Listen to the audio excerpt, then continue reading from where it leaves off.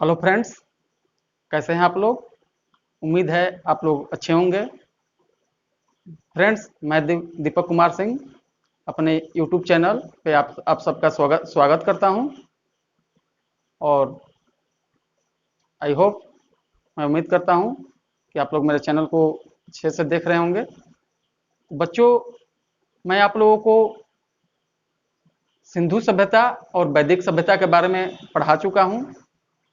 लेकिन बच्चों, जब विद्यार्थी एग्जाम देने जाते हैं तो वहाँ अक्सर वो गलती कर बैठते हैं, क्योंकि वहाँ कुछ दोनों सभ्यताओं में कंफ्यूजन टाइप का रहता है और वो बच्चे समझ नहीं पाते हैं और गलती कर देते हैं। उन्हीं कंफ्यूजन को दूर करने के लिए मैं कुछ इंपॉर्टेंट पॉइंट जो दोनों में लगभग अंतर क्रिएट करते हैं उसको मैं यहाँ पे लिखा हूँ, जो आप लोगों के परीक्षा के दृष्टि से बहुत ही महत्वपूर्ण है। और इधर मैं कुछ और भी पॉइंट आउट किया हूं, जो ये पढ़ाने के बाद मैं इसको पॉइंट आउट करूंगा। तो बच्चों, पहले ये हम समझने की कोशिश करते हैं कि वैदिक सभ्यता और सिंधु सभ्यता में क्या अंतर थी। तो बच्चों, आइए हम लोग देखते हैं। यहाँ देखिए, मैंने यहाँ पे सिंधु सभ्यता और यहाँ पे वैदिक सभ्यता लिखा है। तो सिंधु सभ्यता की जो सर्वमान्य तिथि थी वो क्या थी? 2400 ईसा पूर्व से 1700 ईसा पूर्व। और वैदिक सभ्यता की जो तिथि थी वो 1500 ईसा पूर्व से 600 ईसा पूर्व, जिसमें ऋग्वैदिक काल 1500 से 1000 ईसा पूर्व और वैदिक काल 1000 से 600, वैदिक काल बोल रहे हैं, उत्तर वैदिक काल 1000 से 600 ईसा पूर्व। अब देखिए बच्चों, जो कॉमन चीजें थी वो क्या थी दोनों में और कैसे इनमें अंतर डिफाइन किया जाएगा, ये चीजें देखते हैं हम लोग। तो सिंधु सभ्यता के जो निवासी थे वो द्रविड़ थे और अनार्य थे। क्या थे? द्रविड़ थे और अनार्य। जिसको हम द्रविड़ थे, जिसको हम लोग अनार्य भी कहते हैं। और जो ये सभ्यता थी वो कैसी सभ्यता थी? नगरीय सभ्यता थी। कैसी सभ्यता थी? नगरीय सभ्यता थी। जबकि वैदिक सभ्यता में आर्य का आगमन हो चुका था और आर्य का आगमन भी हो चुका था और यह सभ्यता कैसी थी? ग्रामीण सभ्यता थी। तो सिंधु सभ्यता के निवासी द्रविड़ थे, जिनको अनार्य कहा जाता था, जो भारत के मूल निवासी माने जाते हैं। और ये सिंधु सभ्यता नगरीय सभ्यता थी। जबकि वैदिक सभ्यता आर्य का आगमन हो चुका था और आर्य जो सभ्यता थी वो ग्रामीण सभ्यता थी। ये चीज देख लीजिएगा अच्छा से। मैं यहाँ पे डिफाइन करने की कोशिश किया हूँ, दोनों को अच्छा से अंतर देख लीजिएगा। दूसरा पॉइंट देखिए बच्चों, जो सिंधु सभ्यता थी वो कांस्य युगीन सभ्यता थी। इसमें कांस्य का प्रधानता था। लेकिन वैदिक सभ्यता जो थी वो लौह युगीन सभ्यता थी। उत्तर वैदिक काल में लोहे का आविष्कार हो चुका था। तो देखिए, सिंधु सभ्यता कांस्य युगीन सभ्यता, जबकि वैदिक सभ्यता लौह युगीन सभ्यता। सिंधु सभ्यता में घोड़े का कोई निश्चित साक्ष्य नहीं मिला है, जबकि वैदिक सभ्यता में घोड़ा एक महत्वपूर्ण पशु था। सिंधु सभ्यता में गाय गाय का मतलब कि कोई विशेष महत्व नहीं था, क्योंकि हम लोग सिंधु सभ्यता में उसी पशु का महत्व समझ सकते हैं जो उस समय के मुद्राओं पर जिसका अंकन मिलता था, जबकि गाय का कहीं अंकन नहीं मिलता है। इसलिए हम लोग सिंधु सभ्यता में गाय को बहुत ही महत्वपूर्ण नहीं मानते हैं। जबकि वैदिक सभ्यता में गाय एक विशेष पशु के रूप में जानी जाती थी और गाय को मारने वाले पर मृत्युदंड का दोष लगता था। तो ये देख लीजिएगा कि सिंधु सभ्यता में गाय महत्वहीन थी, जबकि वैदिक सभ्यता में गाय का विशेष महत्व था। सिंधु सभ्यता में मूर्ति पूजा का साक्ष्य मिला है, जैसे कि पाषाण मूर्तियों के मिलने से अनुमान लगाया जाता है कि सिंधु सभ्यता में मूर्ति पूजा होती थी। जबकि वैदिक सभ्यता में मूर्ति पूजा का कोई निश्चित साक्ष्य नहीं मिला है, यानी कि मूर्ति पूजा होती थी कि नहीं होती थी इसका कोई निश्चित साक्ष्य नहीं था। सिंधु सभ्यता में बच्चों रक्षा उपकरण का पर्याप्त साक्ष्य नहीं मिला है, लेकिन वैदिक सभ्यता में रक्षा उपकरण के साक्ष्य मिले हैं। जैसे रक्षा उपकरण में जैसे कवच वच मिला है, अस्त्र मिले हैं, ये वैदिक सभ्यता में पाया गया है। सिंधु सभ्यता में मतलब जो वो उसकी मुद्राएं थी सिंधु सभ्यता की, उस पे व्याघ्र का अंकन मिलता है, मतलब व्याघ्र उसमें जो उसकी मुद्रा पर उस पे अंकित थे। जबकि वैदिक सभ्यता में व्याघ्र का कोई जिक्र नहीं मिलता है। सिंधु सभ्यता जो थी उसमें मातृ देवी की पूजा की महत्व था, यानी कि सिंधु सभ्यता में मातृ देवी की पूजा होती थी, जबकि वैदिक सभ्यता में पुरुष देवता प्रधान, यानी कि पुरुष देवता प्रधान का मतलब हुआ कि इंद्र, अग्नि, ये सब देवताओं की पूजा होती थी विशेष रूप से, लेकिन सिंधु सभ्यता में मातृ देवी की पूजा होती थी। सिंधु सभ्यता का समाज मातृ प्रधान था। सिंधु सभ्यता, ये इंपॉर्टेंट है, सिंधु सभ्यता का समाज कैसा था? मातृ प्रधान था, जबकि वैदिक सभ्यता का समाज जो था वो पितृ प्रधान था। वैदिक सभ्यता का समाज कैसा था? पितृ प्रधान था, और सिंधु सभ्यता का समाज मातृ प्रधान था।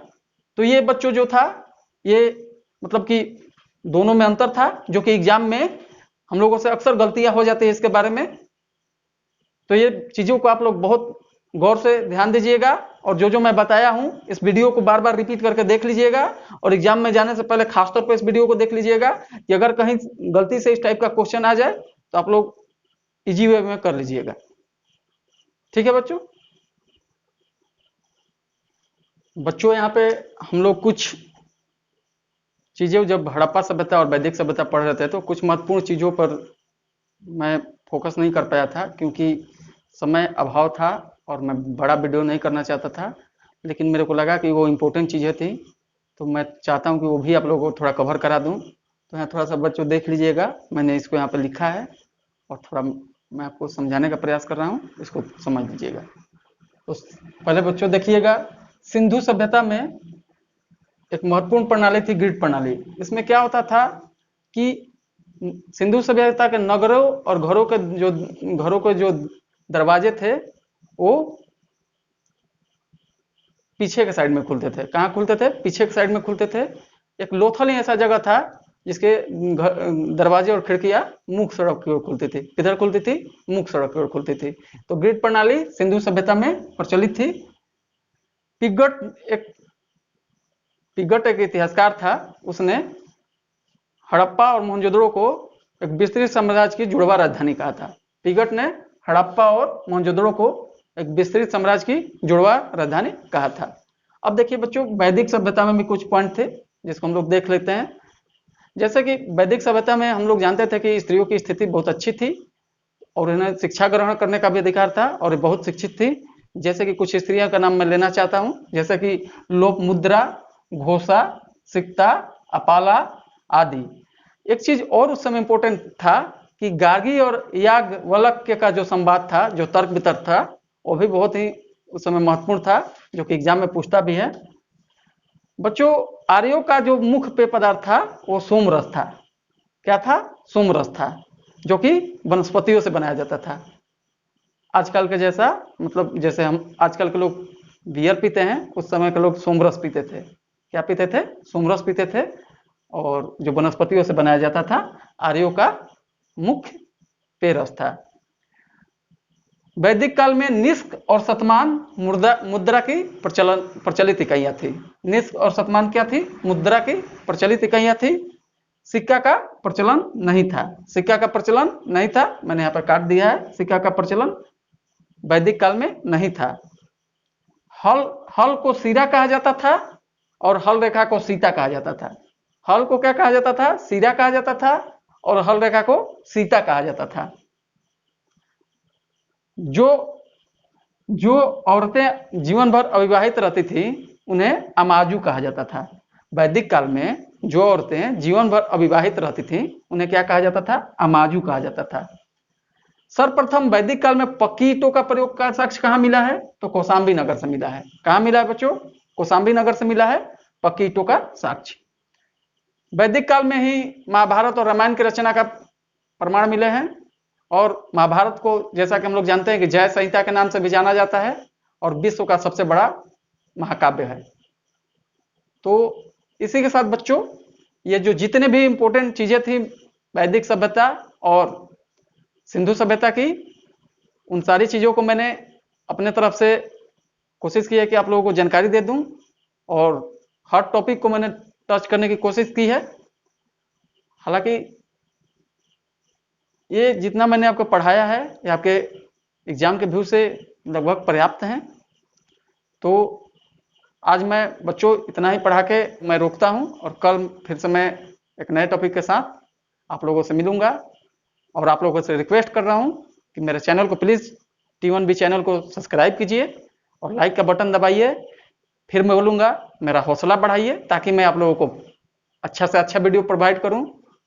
थोड़ा सा लगता है कि बच्चे देखते हैं तो वीडियो बनाने का मन करता है, और अगर नहीं देखते हैं तो थोड़ा सा मन में ये होता है कि इतना मेहनत करो और कोई नहीं देखता है तो फिर क्या फ़ायदा। मैं एक बार आप लोगों से फिर से कहूँगा कि जो भी मैं पढ़ा रहा हूँ आपके पेट एग्जाम के लिए बहुत ही पर्याप्त है, और आप लोगों से मैं रिक्वेस्ट करूँगा कि आप मेरे वीडियो को ज़रूर देखें। तो इसी के साथ बच्चों, शुभ रात्रि।